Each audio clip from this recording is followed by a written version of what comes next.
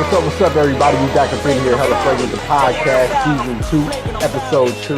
It's your man, Flagrant DM. I'm in here with my brother, Sean B. Flagrant. What's going on with you? Oh, man, you know I'm always good, man. What's going on? Oh, you know me, man. Hella Flagrant, the podcast. I'm always happy to be here, happy to, be here with the fans and get to talk sports with you, with them. We're going to jump right into this. We're not even going to mess with it. The NFL, it's crazy right now. NFL week 2, didn't let us down for the second week in a row. Khalil Mack played great, but not for your team. How do you feel? Oh, man. So, once again, Khalil Mack on prime time. Last week, he was on Sunday Night Football. Had a monster game. They wound up losing, obviously, to Green Bay. But, this week they came down. They were playing back at home in Chicago. Played against the Seattle Seahawks, who were kind of having a rebuild year, I guess you could say. But still, impressive showing again from Khalil Mack. I mean, strip fumble, strip sack. I mean, dude was all over the field. They had it mic'd up and everything, man. Yeah. It's tough. It's tough as a Raiders fan. I know all Raider Nation, man. Black Hole, everybody feel me right now, man. It's tough watching this dude make so many plays. And the Raiders didn't do so good on Sunday again. So, I mean, we're 0-2 right now. I mean, Khalil Mack is doing his thing in Chicago. We're not getting any pass rushes. I don't know. It's tough right now. Like I said, Oakland, stand up for me. It's tough right now being a Raiders fan, seeing Khalil do all his thing, but hopefully we can get it together and not feel this pain for too much longer, because obviously Khalil Mack's on a mission. Yeah, I hear you. Speaking of a mission, my team completed one. We made it happen, got us a win. Jimmy G, you know what I'm saying? Detroit beat Detroit Lions barely, but we made it through. We got us a win. So shout out to the Niner gang. Bang, bang. What up with it? You know what I'm saying? First of all, let's talk about that, because week 1, y'all lost to the Minnesota Vikings, which is expected, I guess. Yeah. No shame in that. Minnesota Vikings was in the playoffs, almost went to the Super Bowl last year. But, I mean, y'all played Detroit. Detroit got blew out on national TV Monday Night Football by the Jets. Listen, the Jets. We don't line them up. We just play who's in front of us. You know. I get it. No shame. But I mean, 30-27. Y'all almost choked that game off too, because Jimmy G threw that pick, man. We did. I mean, I can't say that because the Raiders choked theirs off, because we was up 19-7, I think, and boom, came back 20-19. We didn't even score in the second half again for the second week in a row, which is embarrassing. I don't know, John Gruden, offensive play caller, what's up? You got to show me something, brother, because I don't know what the hell is going on. Yeah. So speaking of embarrassing and blown leads at the same time, Cleveland Browns almost gave it to New Orleans. I mean, they were up on them by at least 2 touchdowns for a good part of the game. Right. What does this say about New Orleans? I mean, after getting blown out by Tampa Bay, who, some say Tampa just hasn't, starting to figure it out, and maybe they are a better team than we thought, or New Orleans may not be as good of a team as we expected. Well, I mean, I think New Orleans defense took a big hit. I don't know what it is. I don't know what was the problem last year. They were really good, especially in the backside of their defense, with their corners and everything like that. Now they can't stop anybody. I'm talking about Fitzmagic is doing his thing down in Tampa. I mean, 48 points against them in week 1. You come up. I mean, look, the Browns, they're getting better. They still haven't won a game yet, but they're getting better. You know what I'm saying? This is the second year, going on the third year that they haven't won. They only won 1 game in the last 2 years, but maybe they'll get it this week coming up against the Jets. But anyway, it's all because of their kicker. They would have lost. They would have won that game. The Browns would have won that game. Their kicker missed 2 field goals and messed up on 2 more other chip shots. I mean, it came out though actually today that he had a pulled groin. I guess that's maybe just the excuse they're trying to use so they don't have to. I think they did let him go. But the excuse they're trying to use that, it wasn't technically our fault. We should have won, fans. But, Cleveland Browns are going to be Cleveland Browns, man. I mean, they're the joke of the the old Phoenix Suns like the NBA had. They're the joke of the league. But I don't know. I think this is more New Orleans. Drew Brees hasn't been throwing the ball like usual. I mean, he did in the first game. Like I said, it was 48-40. But, I mean, to only score 18 or 21 points, I should say, because they did win by a field goal against the Browns is bad. Right. It's bad. Right. Some other interesting things around the league. I know you brought up your boy Fitz Magic down here in Tampa Bay. Shocked me. They did cover the over-under.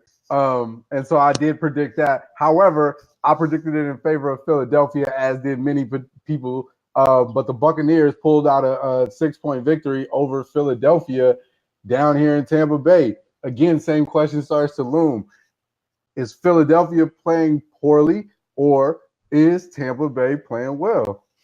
Well, I think the problem for me that I see is that Nick Foles really is not who we thought he was. I mean, that whole championship run that he had last year to go to the Super Bowl was great. It was magical. Everybody just thought this was the greatest thing. Nick Foles is back. Well, Nick Foles has been a bust, I should say, in the league, except for that 1 year that he played with the Eagles. Just say it. He's a bust. He's a bust. He's a bust. And, I mean, he's had, like I said, he had a great run in the Super Bowl last year. But reality is starting to set in. And you see now that they're actually going to rush Carson Wentz back into the lineup, which I don't know if that's a great thing or not. I don't know if Carson Wentz is really ready or not.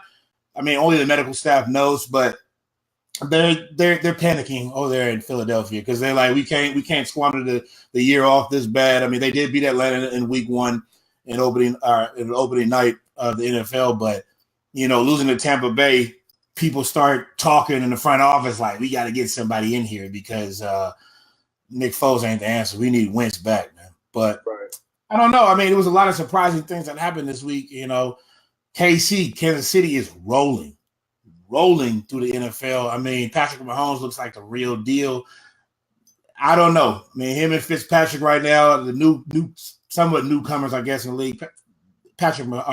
Fitzpatrick's been here for a while, but I mean, he's getting his opportunity since Jameis Winston can't play. But it's been surprising a lot of these games. I mean, I've seen a lot of high scoring games, a lot of blowouts that I didn't think I would see. I thought it would be more of low scoring affairs, with these teams trying to figure out where to go, how to get back into football shape. But it's been crazy. It's been crazy to say the least, man. Like football is, I'm just glad football is back. I say that. Yeah, it's definitely been interesting. I'm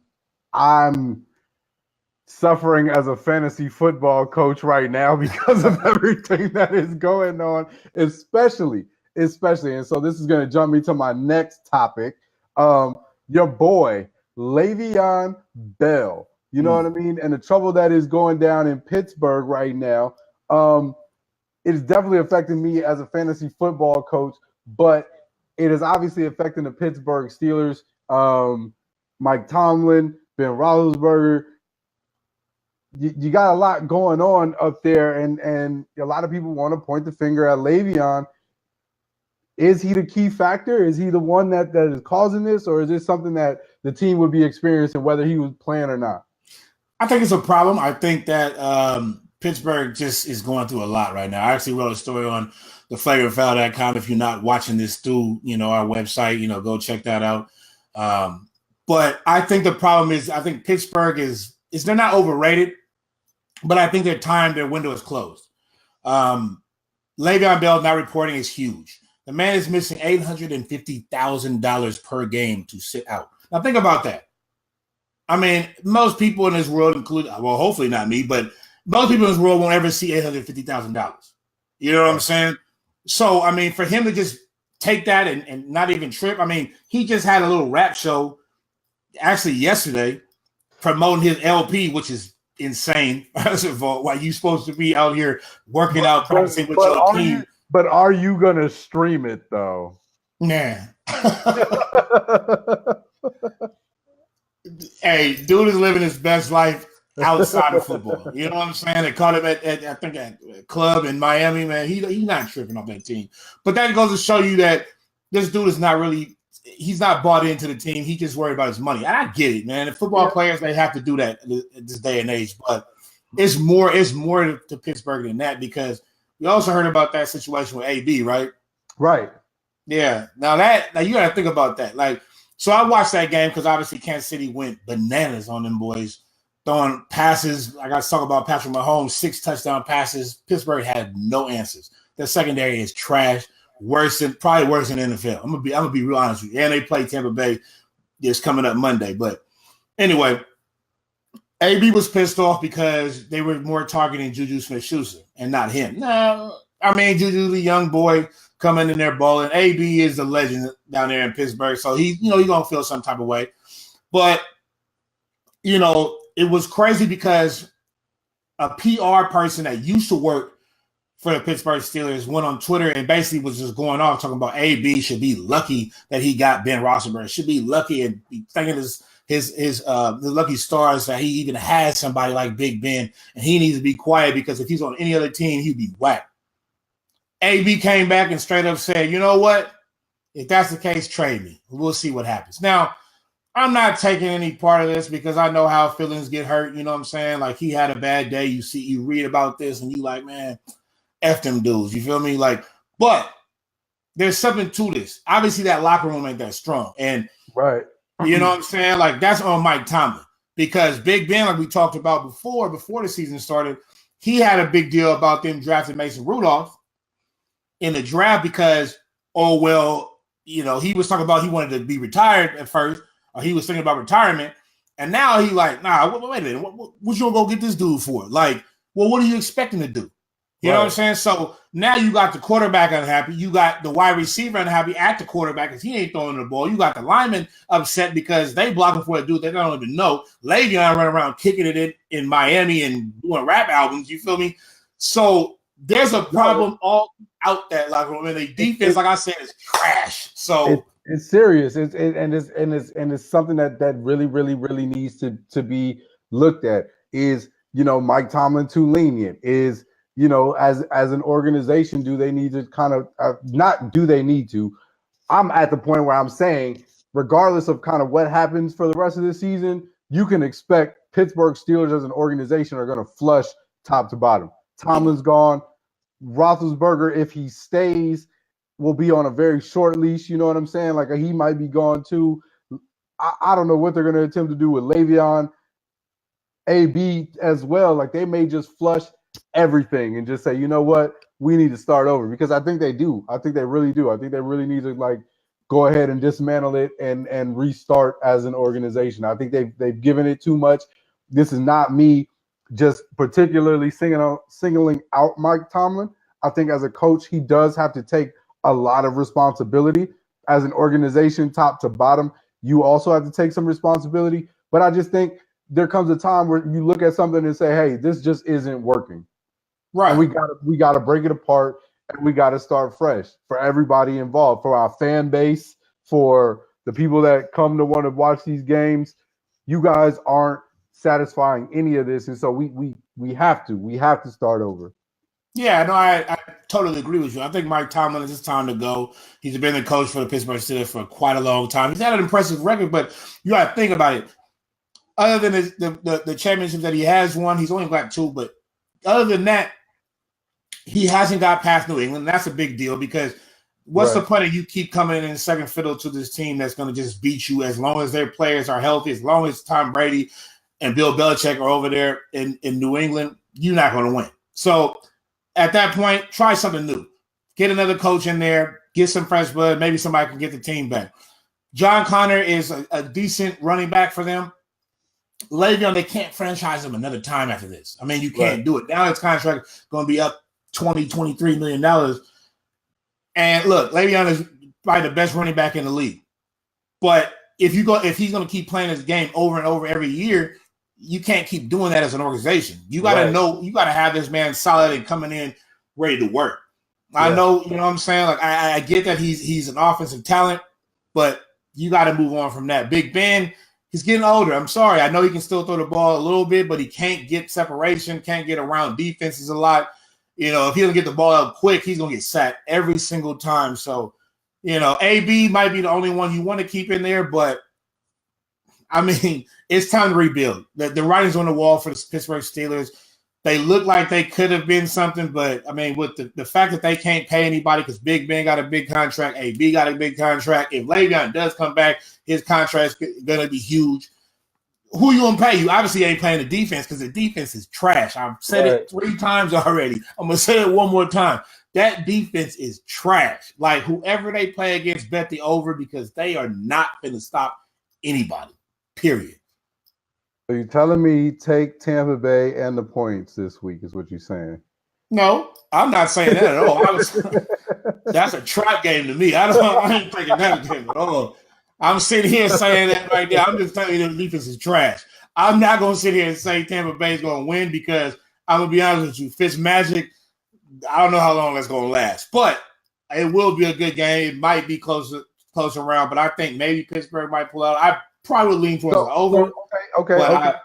All right, so then let's talk about this then. Fitzmagic. He's 2-0. Right. Has one more game guaranteed to start.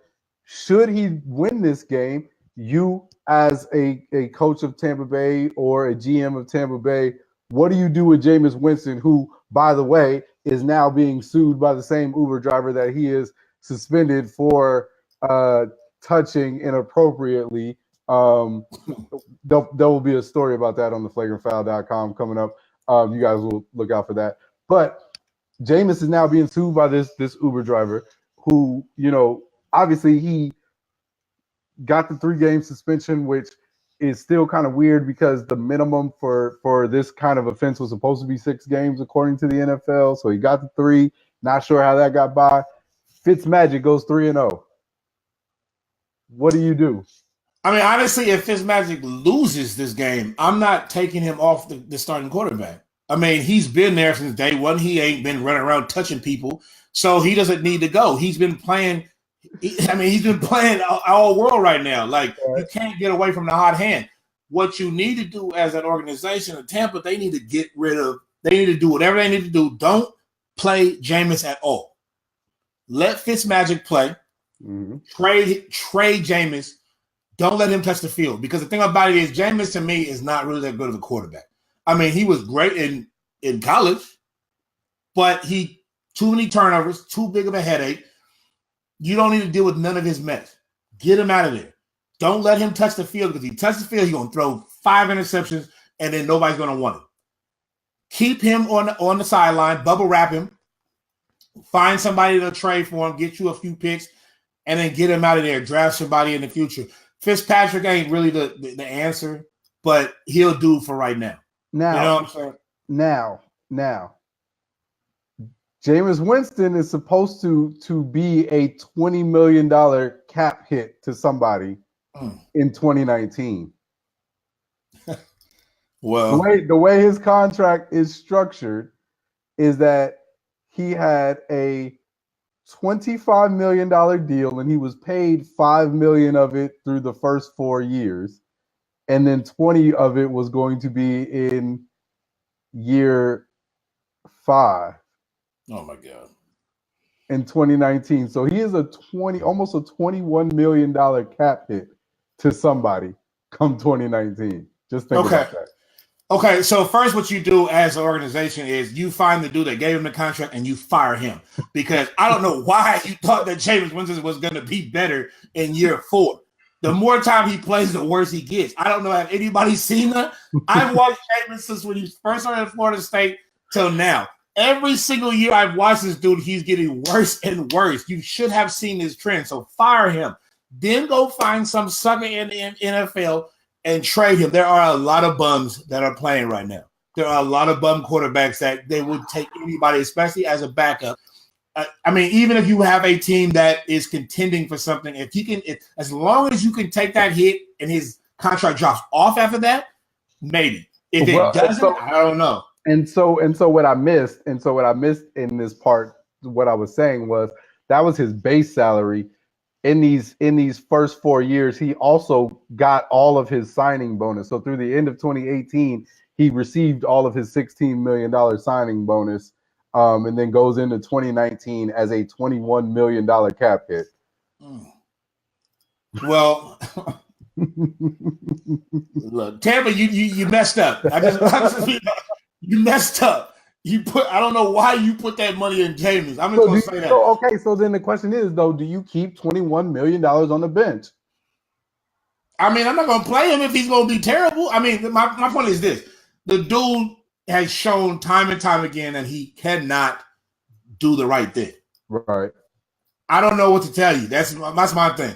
At this, I have no answers to this because I can't play this dude because he's either gonna mess up or he's gonna throw a million picks and it's gonna mess my team up. Like he is a bum. I'm sorry, Jameis. I don't know you. I hope you're listening to the podcast. Flagrant Foul loves you in terms of what you do because you keep our stories going. Every time you come on the news, it's something done. So thank you for that. But other than that, in terms of football, Tampa, you need to get rid of this dude somehow, figure out some clause in the contract. I don't know what to tell you, but this dude is not the answer. I'm not saying Fitzpatrick is the answer. I mean, he's reeling right now. He's hot. You can't take out the hot hand, but $21 million in that last year, man, you blew it, Tampa. Blew it.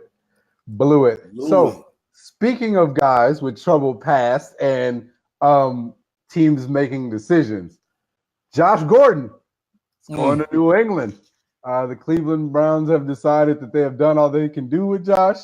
And New England, who has a history of picking up troubled players, as we so well know, they have decided that they want to take on the Josh Gordon saga and see if they can right his ship and make him a better player. I guess in the same conversation, is Josh Gordon ever going to be the potential that people thought he was? Have we seen what we're going to see from Josh? Is there an opportunity for Josh to be better? What are we looking at here? I mean, I wouldn't say better. I mean, the dude is all world when he actually plays football. But no. I mean, New England's just going to have him for this year if he can stay somewhat clean, or at least to the perception of being clean. I'm going to be honest with you, right, man. Josh Gordon is an amazing talent, but that dude has demons out of this world. Like, he's came out and said it. I mean, we all know about his weed problem.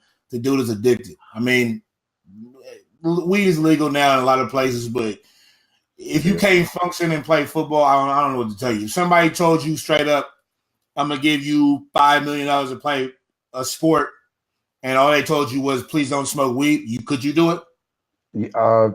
Yes, easily. Yeah, and I think I could too. I think 99.9% of people in the world could. It's just that 1%, which is Josh Gordon. He has a problem. I'm sorry. I mean, he's came out and said he's been drinking. Now, this is the time.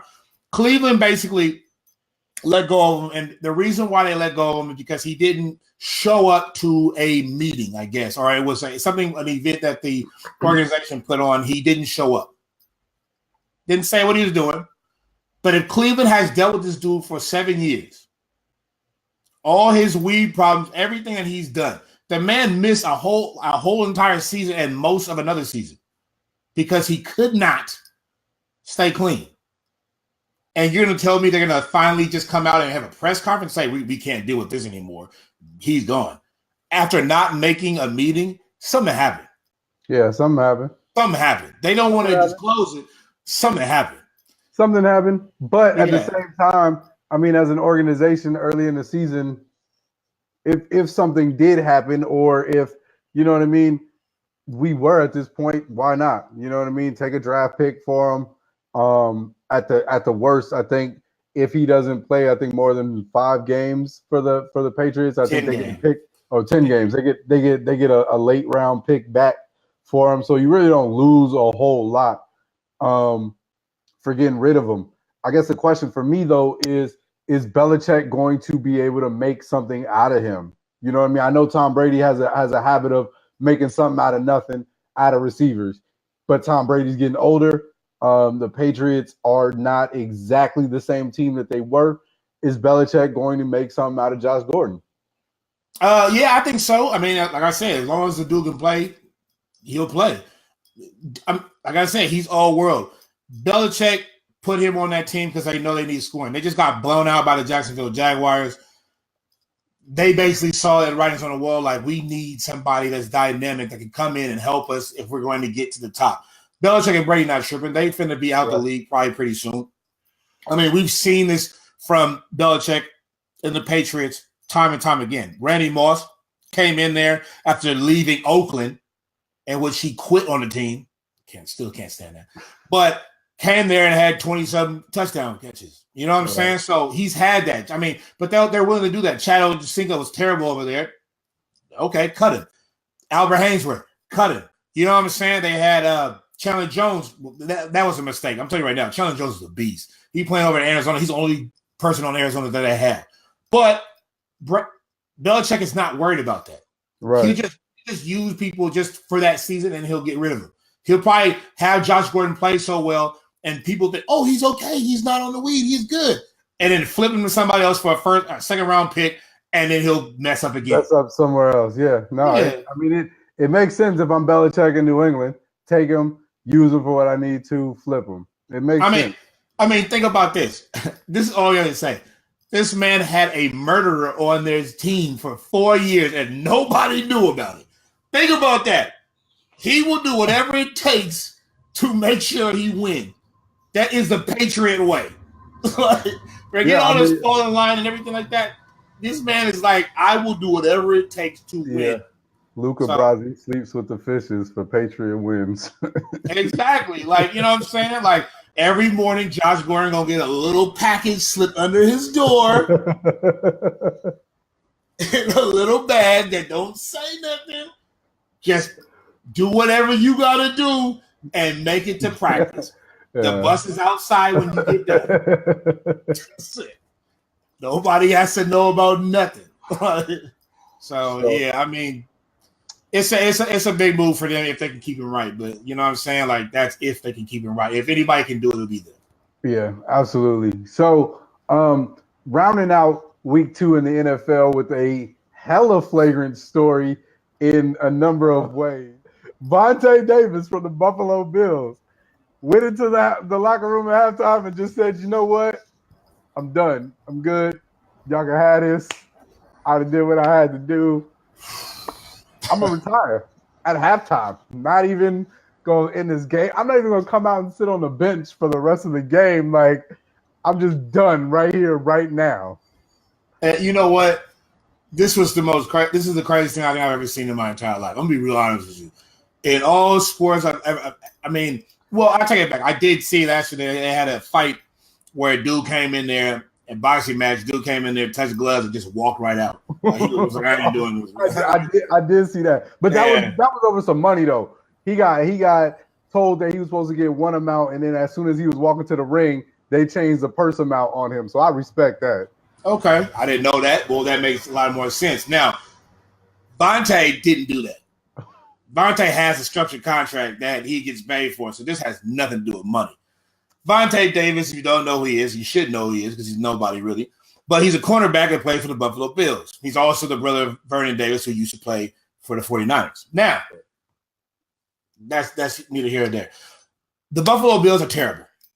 Probably the worst team in the NFL right now. Just god awful. They lost the first week 47-3 to the Baltimore Ravens, who I now am thinking that are not really that good. I just think the Buffalo Bills are really that bad. Yes. I'm saying that because I have him on my fantasy defense. Just terrible game last week. Anyway, and the Buffalo Bills this week actually played the LA Chargers. They lost 31-20. Now, at a halftime, like you said, this dude just straight up say, I can't do this anymore. It's just too much. I don't want to play football anymore. Think about this. I'm just taking I'm just taking football out of this for a minute and thinking about any other job. Like, if I just pulled up to a regular job somewhere that I worked and I was like, you know what? I'm headed into lunch, but I can't do this anymore, y'all. You know what? I'm just done here. I'm going to pack up and go home. I'm out. Think about that, though. Like, the whole day you sitting there doing your little work or whatever, you go eat your hamburger or your sandwich, man. You sitting there eating your sandwich, and you like, you know what? This is not for me. And you just go get in your car and drive home. Like, the cold part, he didn't tell nobody. He didn't tell nobody. Like, they went out. They did the whole let's go Bills. Let's do this for the team. Rah, rah, rah. It's our home game. This fool just stayed back and was like, all right, let me go put my clothes on real quick. You know what I'm saying? And think about that, though, because it's not like he just got out to the parking lot. You still have to walk past people. Right. You still got to, I mean, the the same coaches people might you be see all the time. Right. Like the people the security people probably look at you like, what the hell are you going, bro? Like, you're not done here. He just walked by, dapped a few people up. All right, bro. Like, I gotta go, man. Like, you know what I'm saying? Like, good seeing you. And he's cold because he just started this team. Like, he wasn't even on this team. They just signed him. Like, he's been playing since 2009. He's been on the Miami Dolphins, and the last 4 years before this, he's been on the Indianapolis Colts. So it's like you just got your contract. And the messed up part about all this is you took somebody else's roster spot. Right. It was somebody that was working their ass off, trying to get into the league, trying to make a position, and you was just like, nah, this me. I'm the starting cornerback, and he's the number one starting cornerback on that team. So it's not like it's just like a regular dude. Like he's one of the better. They're better. Well, they're not. They're terrible, but he's one of their better players, which is not saying much, but you know. So, and so according to him, though, you know, in a statement that he put out, he said that he felt something was wrong and that he knows his body and that, you know, there was just something going on that he just felt like he could no longer continue playing this sport. And now, granted, football is a high contact, high impact sport. And a lot of people say if you start to feel some type of way, it's smart on you to walk away so that you know, don't injure yourself for the future. Respect all of that. Understand all of that. You know what I'm saying? I'm not on the field every day. I don't get hit. I don't hit people. Don't know how that goes. You know what I mean? But at the same time, you couldn't let nobody know, bro. Like you couldn't, like the coach said he didn't even find out till the third quarter. Like the rest of the team found out, like you couldn't even be like, listen, this is how I'm feeling. You know what I'm saying? Like I'm feeling this kind of way. I don't feel well. I'm gonna go home. We'll talk about this tomorrow. Like you didn't even say nothing. You just took a shower, got in your car, and was like, I'm out. Right. I'm sideways. Pull the coach aside, pull the training guy aside and tell him, you know, straight up, like I got like something wrong. I don't feel good. Like start whoever, you know, in my place. Sit there and watch. Like a fan. Sit there and watch on the sideline. Like it's not like you like couldn't they're looking for you to go in the game. They're like, hey, where's wait, hold on, we don't got nobody in corner? Right. No, we pay somebody for to be there. Like, wait a minute. Got Keenan Allen running free and catching balls. Like, isn't somebody supposed to be there? Like, I don't understand this. Like, what's going on? Looking around for I forgot whatever number he is, but 11 man. It makes no sense on the field. It makes no sense. Like, all you really had to do was just go talk to the coaches and just be like, I can't go on. Finish the game on the sideline. Talk to the coach after and be like, you know what? I'm sorry. I messed up. I can't do this anymore. Or get something checked. I don't know. The doctors are there for you if it really was that. I just think he just was done. Or even if you don't want to play, even if you don't want the doctors to try to convince you to play, nothing. You could still tell somebody. Right. Like even the cornerback that plays behind you, tap him on the shoulder, bro. You in for the rest of the game. I gotta go. Right. Something. He just, I mean, basically what it was 47-3, 31-20. He saw the writings on the wall how this season was gonna go. I don't want to be sitting there getting torched left and right because we can't defend nobody. I'm not doing this. That's it. Like I didn't made enough money to not be embarrassed on national TV. I'm good. I mean, it is what it is. It's just it makes not a bit of sense as a man. Just finish something out, bro. Right. That's it. You know what I'm saying? Like, but I mean, we know about the Davises because Vernon was crying on the sideline before too. So, you know, so the Davises is a little bit sensitive out here. You feel me? So yeah.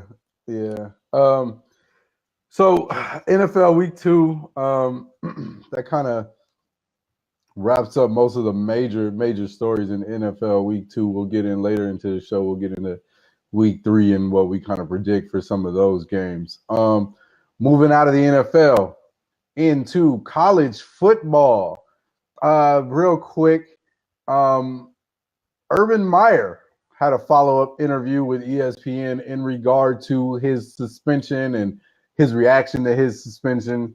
I'm going to jump this off with my reaction to his interview and saying that I still don't feel like this man is sorry, remorseful at all whatsoever, nor do I think part of me doesn't even feel like he feels like he was wrong in any sort of way. I just feel like he's going through the motions of saying whatever somebody has scripted for him to say to make it seem like I'm just trying to get over the suspensions and let me get back to coaching, which is, in my mind, completely fucked up and sideways because you still have not apologized to Courtney Smith directly. You still, in the interview, he even said he hadn't even heard some of the things that she said that she felt about the situation. You know what I mean? Like, all you still continue to say is that you're sorry that we're here at this point. Yeah. I mean, it makes no sense. I mean, I watched that interview Tom Rinaldi did with Urban Meyer, and I mean, I was just blown away. I mean, it's obvious to me that the dude does not have any remorse for the situation. He just is trying to get out of the situation. He's just he doesn't want to lose it or lose any more fans or potential players that might come to Ohio State. He doesn't want to lose his job, basically, because I think he feels like if Ohio State can't do damage control and make him and get him back to being, the popular head coach that he is, then he's probably going to lose his job eventually. That's all I got from that. And I think that was what Ohio State and him was doing, was damage control. Countless time they asked him in an interview, and Tom Rinaldi was good because he basically asked him tough questions. And I feel like Urban Meyer wasn't, I mean, he was prepared enough, but I don't think he thought it was going to go to the extent that Tom Rinaldi did. Right. Case in point, Tom Rinaldi asked, when I say the name Courtney Smith, what do you think of? This man answered, extremely difficult situation, a very troubled marriage. What does that mean? Like, when you hear the name Courtney Smith, an extremely difficult situation. Right. I mean, domestic violence is a very difficult situation for the people involved. We know that. I don't see how that answers the question. I don't think that that's what he meant by when he said that. He's trying to get you to say, do you feel sorry for the woman? Do you feel like you were wrong by not saying anything? Not what the situation was. We know it's a very, extremely difficult situation. And on point of that, I know that domestic violence means you have a troubled marriage. That's common sense. So, I mean, I'll give you another one. When is the last time you spoke to Courtney Smith? I don't know, a long time ago. And then he asked him a follow-up, like, can you tell me when? I can't give you an exact date. Years? I don't know, a few years ago. Like, he said a few years ago. And it's like, well, okay. So like you were alluding to earlier when we were talking, like he was basically saying, okay, so do you have any apology for this woman? You know what I'm saying? Well, I couldn't talk to her. Initially, I was instructed not to. And then he said, so, okay, now that everything is settled, have you apologize? And he said, I plan to in the future. What are you waiting for? Hey, it's a phone call. Say sorry. Like, I know that's not going to make up for it, but I mean, at least you could do is say, I should have been better. And I should have said something. I did not know it was going to go this far. Something. If you could do an interview and say all this other stuff, all you had to do is pick up the phone and call this woman. Right. Like at least if you couldn't have been there before, be there now. I don't get it. I just think Urban Meyer, I'll be honest with you. The whole thing was when I think the situation, when she came to him or when he found out all this information, I just think in his head, he was just like, man, that's your relationship. You deal with it. Well, no, and he said it in the interview, though, because Tom Rinaldi asked him. He said, how should female fans of Ohio State and, women who want to support Ohio State and mothers who may want to send their kids to Ohio State, how should they feel about you supporting somebody and trying to keep somebody hired who was a domestic abuser. And he said in his response, well, I felt like I was in a place to make a decision between hurting a family by removing their financial resource or doing what I could through keeping him employed and trying to help a troubled family through a tough time. Bro, you still missed an opportunity to say, I don't support domestic violence. I want to take the steps to be able to stop this in the future. I want the female fans of Ohio State to know that I'm against domestic violence. You missed an opportunity to say any piece of that. And all you had to say was, well, I was trying to keep a family in their financial state. Your family. Right. In its financial state. Exactly. Let's be for real about it, man. And that's what he's still trying to do right now. That's the only reason he's giving this interview, because he's just trying to make sure he doesn't get fired and that nothing more happens from this. Because it is what it is. I mean, Urban Meyer, I don't really have every time he talks now, I feel like he's just digging a deeper ditch. You know what I'm saying? Because I'm gonna bring it up right now, but Ezekiel Elliott, Ohio State, you coached him. Domestic violence, right? That started at Ohio State. It didn't start in the NFL. That whole story that came out with Ezekiel Elliott was when you were at Ohio State. Right. Gary and Conley, played for the Raiders.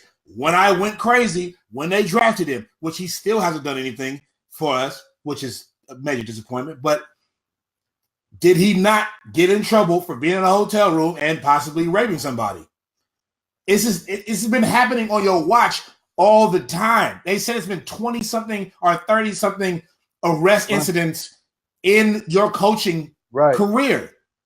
You sit here and you preach that, oh no, Urban Meyer doesn't support domestic violence. You have not done anything that says that you support or you are defending anybody that's in a domestic violence situation.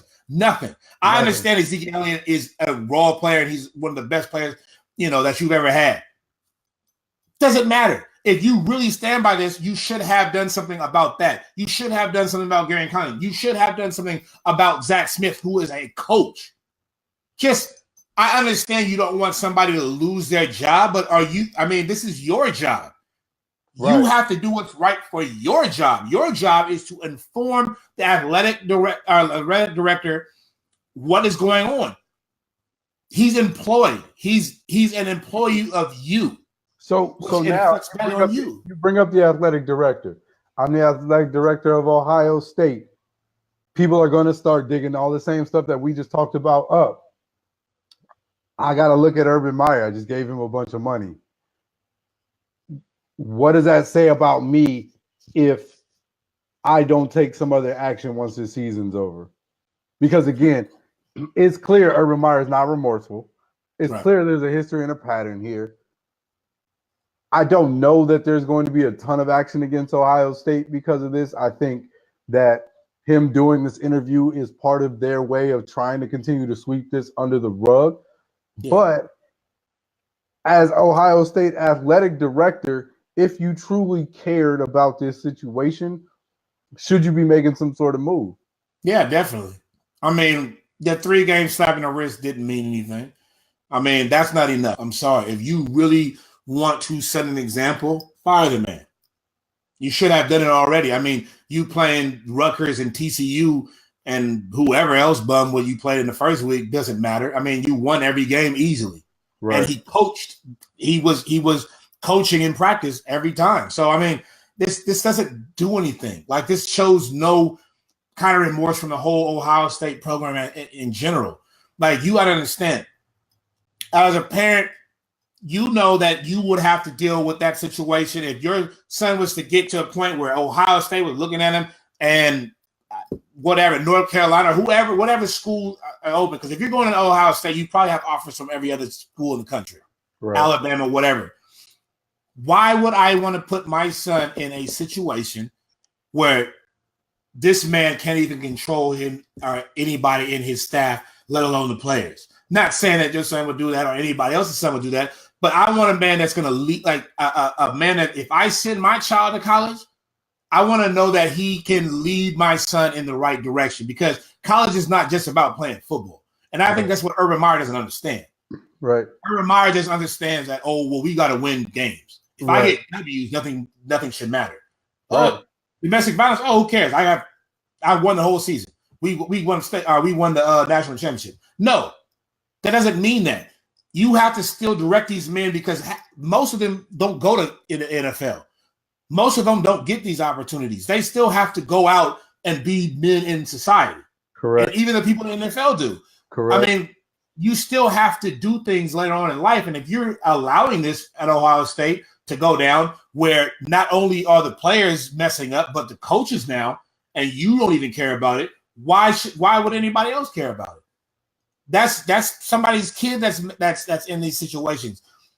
And Zach Smith, I mean, that's a family, but his kids are affected by that too. Courtney Smith is affected by this. You only care about winning, and if he's helping you win, you're basically sending a message. We get W, so what? Right. Yeah. No, I hear you 1,000%. And I think it's something that needs to be legitimately addressed, and that, Ohio State really got to step out and really make a statement. Because I again, watching that interview, I don't feel like he was remorseful. I don't think that he really cares about the victim and victims of domestic violence that have happened underneath his watch. And I think, like you said, he's just trying to do whatever he needs to do to win football games. And I think that's how you breed situations like, and not to just keep calling him out, but like a Jameis Winston, who feels like he could do whatever he wants to do as long as he's winning games. You know what I'm saying? Exactly. Which started in college. You know what I mean? It wasn't addressed at Florida State, and it carried on into his NFL career. And so if you're allowing this from a coaching standpoint early on, then you're right. It's got to be addressed. And as an athletic director, with stories like the whole Larry Nassar case, you know what I mean? Like you have to nip these things in the bud now and really, really take a stance, or else your university stands to really look to be as, in trouble for allowing this stuff to happen too. You know what I'm saying? Because it's not just Urban Meyer and his football team. He represents Ohio State. Right. Exactly. I mean, because that's how everybody sees it, man. Like, it's Ohio State is a brand. It is what you're trying to present. You have to use that going forward. Like, Urban Meyer can't be the face of Ohio State. Ohio State has to be the face of Ohio State. Right. Urban Meyer is just a piece of it. If Urban Meyer is not following along, then he needs to be let go. Just like anybody else in that thing. This is your system. Is a job, just like any job. If something bad happens and you don't meet the right requirements, you need to be fired. That's it. It's still a job. It's still what you're supposed to do as a person, as a man. Urban Meyer, I mean, it's already done. He's already got his 3-game suspension. I'm sure he's not even tripping, which is a sad thing. But, Courtney Smith might not ever hear an apology from him. Right. But he could care less. I'm at this point, after hearing that interview, I almost positive he could care less. Yeah, I don't think he cares. I don't think he cares at all, which is terrible. All right, so moving right along here, there are a few little things out on what we call the rumor mill. So there are some NBA rumors out there, one of which being that KD may be going to LA at the end of this season.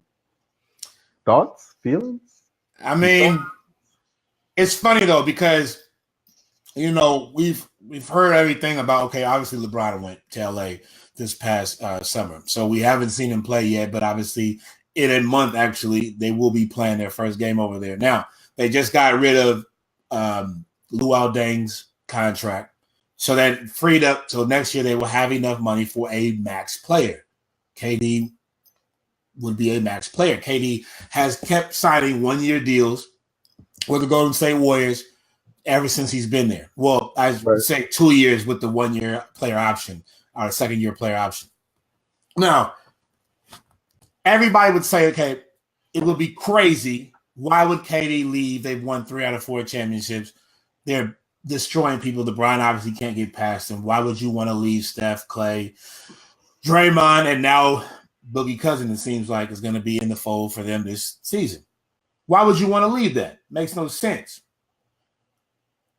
I'm just going to tell you like this. In today's NBA, people are not tripping off of stay with one team and retire there.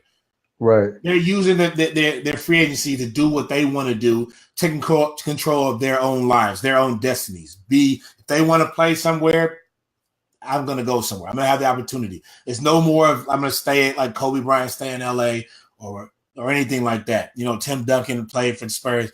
They're not doing that anymore. Now the freedom is there. They want to capitalize on everything else.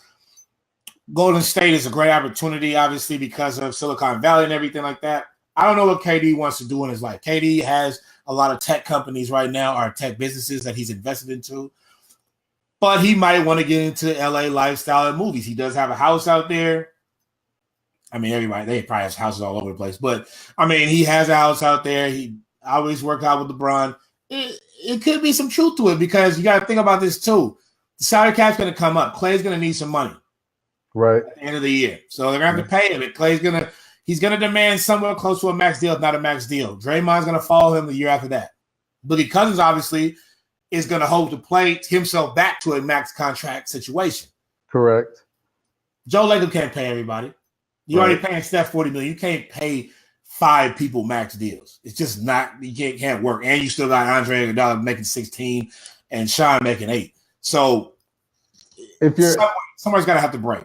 If you're LA and you have the opportunity now to look at pulling a max player from the Warriors, be it KD or Clay, which one is more valuable to you? I mean, I'm not going to pass up KD ever. Okay. If KD tells me he wants to play for the if you could put the 2 best players in the entire world on the same team, I think Clay would work very well with LeBron. I'll say that. I think that would be a great 1-2 punch.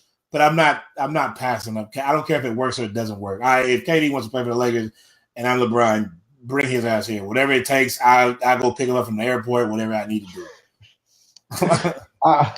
I'm not mad at that. Would you still attempt to hunt a Kawhi, or you can't afford that now? Honestly, it would be Kawhi would have to come to me. After everything that happened, this past with the Spurs and him trying to force out, I thought he was going to try to go to the Lakers, but it doesn't seem like now he's talking about, maybe it might not be the Lakers, maybe I might stay here. I don't think he knows what he wants to do, to be honest with you. If he came to me and said he wanted to play, then yeah, I would definitely look at it. But like I said, if KD wants to come to play with me and I'm the Lakers, that's the only person I'm looking at. Period, point blank. I could care less about anybody else. KD said he would come, you come. Now, look, I'm not saying this. I know all Bay Area Warriors fans, I don't want him to leave. I ain't saying that because I'm trying to tell you he is going to leave. I ain't saying I want him to leave. I love KD in the Bay. Period, point blank. I hope this dynasty goes on forever. It won't because they're going to get old as hell, but I wish it could. I mean, this is the greatest thing that's happened to us as a sports town that we can, you know what I'm saying, because Giants is cool, but I don't mess with them like that. But my point is, I don't want him to leave, but you got to understand, free agency now is people, they do what they want to do. And KD has been known to move. And we talked about it at the end of season 1, and you just kind of mentioned it a little bit too. The Warriors can only afford to pay so many people. Right. I mean, I don't care how you want to twist and turn it. So Lacob is great, but you can only afford to pay so many people, and it's going to come up. And so, when it gets to that point, the Golden State Warriors are going to have to look at who we keep, who we have to let go, and why, and what we can bring in, and what we can afford to bring in, who we can draft, and what we can train. And at some point, they're going to be in a situation where they're giving up somebody, and so you just, you want to make sure you keep the pieces you really want. And if KD decides to go, he goes. You really can't. I mean, you really can't cry over it. You just got to be able to say, all right, well, now I can sign Clay. I can give Draymond his and be able to get, somebody through the draft that we could train up in that 3 spot and make another, saying somebody in that spot. You know what I mean? But it'll be interesting to see. NBA season starts in, I think, less than 29 days, something like that, 28 days or something like that. So I'm juiced for it. I'm ready to see how that goes down. This past weekend, Triple G, Canelo, they got it in. I'm gonna be 100% honest and say I did not watch the fight live. I watched it replayed, but I did see a lot of people's reaction to the fight. A lot of people say scorecard wise, Triple G got robbed. Some other people say, if you watch the fight, Canelo was winning anyway, and so Triple G should have known in his mind that he really had to put him down on the canvas if he really wanted to win this fight. He shouldn't have left it up to the scorecard anyway. As somebody that watched it, let me get you to jump in on it. Yeah, I watched it. I thought it was a great fight. One of the best fights of the year, obviously, just like the first one was. But I thought that Triple G did win the scorecard. He threw a lot of jabs, kept Canelo off of him pretty much with the jab. Personally, I felt that Canelo won. Canelo was moving forward the whole time. He had some great hit power punches. He won that scorecard all day long. He hit Triple G with a whole bunch of blows. Now, Canelo did too. Triple G did too. He did hit Canelo with a few real hard hits. One, actually, I thought he was going to go down. He stunned the hell out of Canelo, but he never dropped him. He never put him down. I think because Triple G was the favorite to go in this fight, and he wasn't being, I guess, aggressive enough to people's likings, Canelo won that fight just because of that one reason. Now, you got to understand, Canelo is being bred to be the new star in boxing. Mm-hmm. He's under Golden Boy Productions, Oscar De La Hoya. They want him to shine. I knew that if it was going to be a scorecard, if it's going to go down to the scorecards, as long as Canelo kept his own in the fight, that he would most likely win. One judge had him a tie. The other two, I think it was decision by basically 2 points. But they basically voted, I guess, for Canelo to win, of course.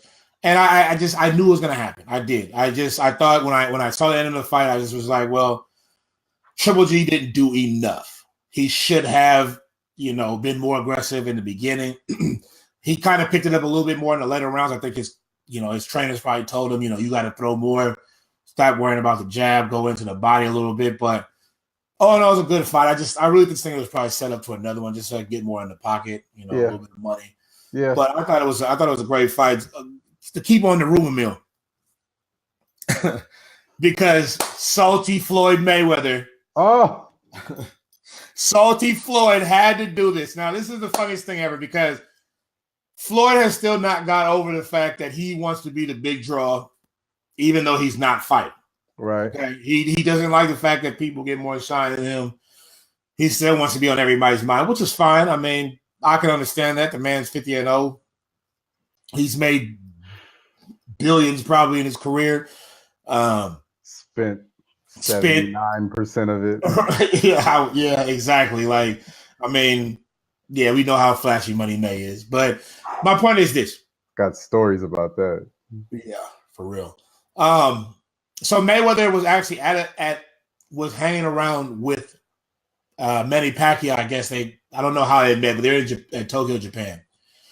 And tweet came out from Mayweather, video on his Twitter came out, basically showing him and Manny Pacquiao together in some club or some kind of setting. And basically on the bottom it said, me and Manny are going to fight in December, get another 9-figure payday. He had to throw a 9-figure payday just to make Canelo and Triple G feel a little bit bad about them going out and fight. I don't know what Triple G and Canelo made. I can tell you right now they didn't make 9 figures. No. Not at all. But, he had to put that out right before the fight, right before Canelo and Triple G's fight, just to show the world, okay, I know you're about to watch this, but I'm coming back. You feel me? So that's going to be interesting. It still hasn't come. I don't think Floyd has $100 million payday in him, though. I think it'll be a media circus, but I don't think because the last fight was so trash in terms of boxing, in terms of actual fighting. I don't think I think it might be a 50. He might be halfway there. He might be $50 million, maybe 25. but it ain't gonna be no $100 million payout. Like he's not gonna get that kind of sponsorship. Yes, he is. I'm telling you, he made $300 million from that last fight.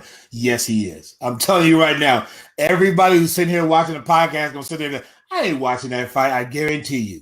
I guarantee they charge $89 for Canelo and Triple G, and people watch. I mean, as I say this, I'm pretty sure you already have rooms for us booked in Vegas. So I'm talking that shit, but I already know that we'll be involved some kind of way. So. Exactly. I'm telling you right now, they are setting that thing up. People will buy it. That fight's probably going to be $150, and people will tune in to see these old men fight, and they will rob everybody for their money again. Once again. Oh, man. You remember the last time we was up there for that fight, man? Oh, my, that was first crazy. Of all, we went to a fight party. I can't even explain how terrible that was. Didn't even get to see the last 2 rounds. They ran out of alcohol. I didn't know what was going on. Like it just was. I forgot the TV got cut off at the end. Got cut off. Everybody was just going crazy. But yeah, I mean, I'm just saying, money. When money is involved, Mayweather's about it. They're gonna promote that just like they did Conor. They're gonna do everything, and people are gonna go up to Vegas, me and you included, most likely. And it's just going to be a circus, but they're going to get their money. I know Vegas is up for it. They just, come on, bring it in, because Vegas needs that. They need that money to come in there. So let's do it. Yeah, let's do it. Money May, Pacquiao. I'm down if it goes down. So, rounding out the week show as we do. Got to make sure that you give the people your outlook on this week's games. Anything that jumps out at you? I know I already said I'm taking the Bucks plus the points. I don't bet. I'm just saying that. It's not a bad look. I mean, as bad as the Steelers are right now, that I wouldn't doubt it. I'll put it like that. I wouldn't doubt it. Let's see. Yeah, what do you got? So first game that I think that stands out to me, it's a low score. I'm going to go with the total for this one. Cowboys and Seahawks. This is a terrible game all around. I don't know if you've watched the Cowboys lately, but they're terrible. They're god-awful. Yes. They can't generate any points. They're having trouble, obviously, with their wide receiver. Dak Prescott hasn't been able to throw the ball. He did a little bit last game when they played the Giants on Sunday Night Football, but it was an ugly game. An ugly game. He made one big 75-yard play. Other than that, they didn't do anything. I'm just going to be honest. They didn't do anything. Anyway, they played the Seahawks, who we also saw on Monday Night Football, against the Chicago Bears, who looked just as bad. I mean, they tried to come back a little bit, didn't do enough. This total right now is sitting at 42. Seattle's loud. The crowd's going to be energetic. This is their first home game of the year, so that crowd will be going crazy despite the fact that they are terrible. I think that it will be tough for Dak Prescott to get any kind of, momentum going up there. I think Seattle has their own problems with their offensive line. Without Doug Baldwin, Tyler Lockett is probably their best receiver. Old Brandon Marshall is playing for him. That's terrible. So what I'm looking at on that one is the under 42.5. That's what I'm personally going to take. That is my probably best bet of the week. It's a low scoring total, so it might be hard for a lot of you to bet that if you do bet. So, I mean, if you don't like bet unders, then I can see why you would stay away from it, but I don't think it's going to be too many points generated in that game. The second game I have, I got to say it, but I got to run with this. I'm sorry. The 49ers and the Chiefs. Oh, I looked at that. I'm a 49ers fan, but I'm a realist too. The Chiefs are rolling right now. Chiefs are rolling. Now, the only hope that I think that the 49ers have in this game is that, well, it's actually going to go against them too, because that crowd, that's going to be their first home game of the season. And their team is looking like world beaters. That crowd is going to be crazy. Kansas City's probably got the best atmosphere in all of football. It used to be Seattle. I think Kansas City took over now. They set, I think, like a Guinness World Record on how a loud crowd or whatever on the sound. Right. Anyway, The 49ers are probably going to be without Marquise Goodwin, their wide receiver. Pierre Garçon will be up there, I guess, but he's not really doing that well this season. Him and Jimmy G haven't really found a good connection together. Dante Pettis is playing pretty well, but I don't know with all that loud noise. And offensive line is really going to be affected, I think, on the 49ers side of the ball.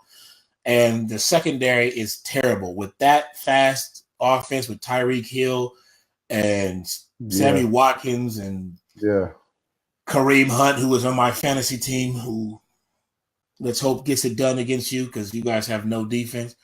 I just think it's going to be a long day for the 49ers. I do too. And I mean, again, with Pat Mahomes, I mean, man's looking amazing right now. I can't even fault you for going that way. Again, I'm a fan, but I'm a realist, and you gotta look at what's going on in Kansas City, and it being a home game. It's going to be a tough one for San Francisco to even get close on the. I think it's 5.5 points is the.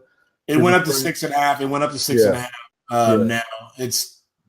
I mean, it's if it's below a touchdown, I would take Kansas City. As long if you can bet it now at 6.5 before it gets because it's going to climb. By the time the game starts, I can guarantee that thing might be 7.5, 8 points. Yeah, but I would go with that if you don't want to take that. If you feel a little nervous, especially if it gets past 7. And a lot of people don't like. I don't really like taking points spread over 7.5 because if it comes down to a field goal, to a touchdown, that's 7 points. It's like you lost by half point. If you don't want to take that, I would take the over. I do think that Jimmy might be able to let the ball go if the offensive line can hold up. So you might be able to get at least 24 points out of him. Either way, I can't say he's going to score at least 30. I'm going to tell you right now. Yeah. The only way the 49ers can win is they got to score over 30 points. It is what it is.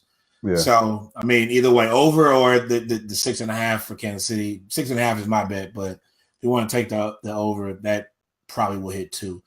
The last game I think I would probably look at, and this has gone up a little bit too, but I think this might actually be a little bit of a, I don't know, because the Patriots haven't been the Patriots. I was looking at that same game lately.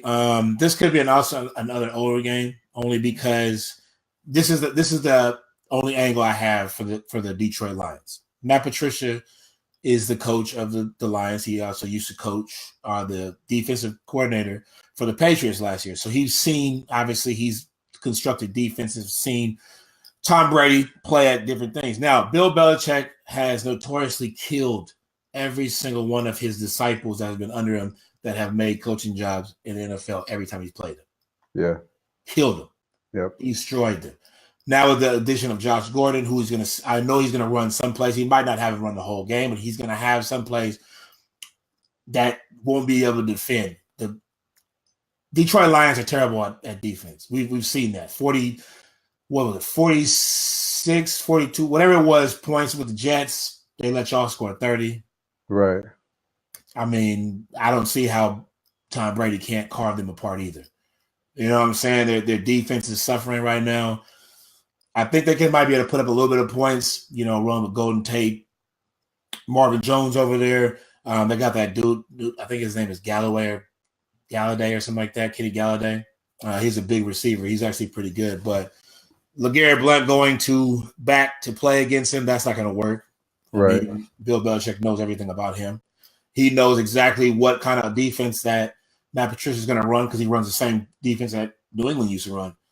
It's just not a good spot for Matt Patricia. I mean, just coming back from San Francisco, going back to Detroit. I know it's a home game from Detroit, but facing your predecessor or whatever, I should say not predecessor, the guy you looked up to, whatever. The guy you looked up to that you learned everything from. It's not gonna work. Yeah. So yeah, and I was looking at that same game for similar reasons, and also both of the last 2 games that you just mentioned affect my fantasy team, as I have Matt Stafford and Jimmy G as quarterbacks, which I will be making changes after we finish recording this show to my team immediately. One game I just want to point out that I thought was kind of funny because you said that you don't like picking games that are more than a touchdown. Oh, I think this game has settled back down. Wait, where was it? They originally had the Minnesota game, I think, at 16 and a half. Yeah. Against the trash Bills, who just, as we spoke about earlier, lost one of their cornerbacks because he decided not to play anymore. It is actually at, let me see. It is at 16 and a half still. Yeah, 16 and a half. Now, this is the crazy part about this. Now, this is what I want you guys to understand this. The point spread is at 16 and a half in week 3. That's atrocious. I have never seen that before. 16 and a half in week 3. These teams don't even know how to play against each other yet. They haven't figured, they're not even in shape. All their players are not even in shape, and they have a 16 and a half point spread against another team. Now, this is the other funny part about it. The over and under is 40 points. So they're basically saying that this team's not going to do anything. Like, the Bills are going to show up and literally not score a point. How can you have a point spread of 16 and a half points, but the over and under be 40?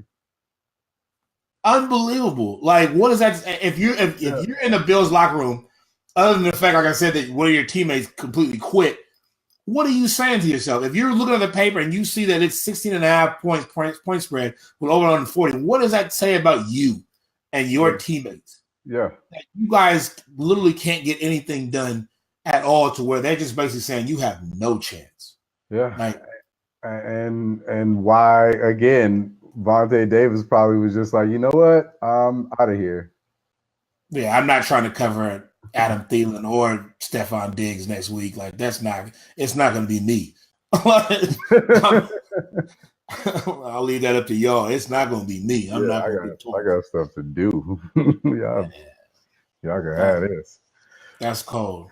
Whew. So we'll be interested to see how week 3 of the NFL goes down, along with some of these other flagrant foul stories that have come out. So with that being said, y'all make sure you check in at theflagrantfoul.com for all of the hella flagrant stories. This podcast, all the previous episodes of Hella Flagrant, the podcast from season 1, episode 1 from season 2, and all other Hella Flagrant stories that you can find on theflagrantfoul.com. You can see it scrolling across the bottom right there. Make sure you go and check out flagrantfoul.com for all of your Hella Flagrant stories. Likewise, hellaflagrant.com. You know what I'm saying? We got the shirts, the earned stripe ones this season. You know what I'm saying? The new ones. Got those. So make sure at the very bottom you see that as well. We got the hellaflagrant.com. Make sure you check that out. Come get your Hella Flagrant merch. We got it in team colors of all shades. You see Shine got the A's one. You know what I mean? I believe, if I heard correctly, they officially clinched the wild card spot. Yep. Even though they lost down here in Tampa, it's all right. It's all good. But yeah, so get you a Hella Flagrant tee and shop with us. Yeah, all colors, all sizes, men and women. But like you said, go to hellaflagrant.com. Check us out. Once again, theflagrantfoul.com is where you can find all the stories, the podcast, everything that we do it for y'all. Like, subscribe, everything. We got Instagram pages, obviously, that we do. We have, Facebook. Follow us, like, subscribe, everything. Everything that we have, you can find us on YouTube, SoundCloud, iTunes, Google. Do this. We do this for y'all. So like I said, like we've told you before, if you have any comments, any questions, you want to be on the show and you want to have, a little cameo, you have something to say, hit us up. Let us know. You know what I'm saying? Shoot us a message. We'll be glad to respond to you guys. But because we do this for y'all, and we trying to make this better. If you have any feedback, let us know what's going on. Yep. And, again, we also looking for people to be on the show. We want people to interview. We want to have you right here live on this show. So if you got something you want to talk about, something we brought up, and you feel some type of way, and you want to discuss it with us, you want to argue with us, we got plenty of room. So come on in. Come do something. Let's go. Let's get it done. Hashtag Hella Flagrant the podcast, season 2, coming at you. Episode 3. We'll be right back at you. You understand? We ready to get it in. Check us out.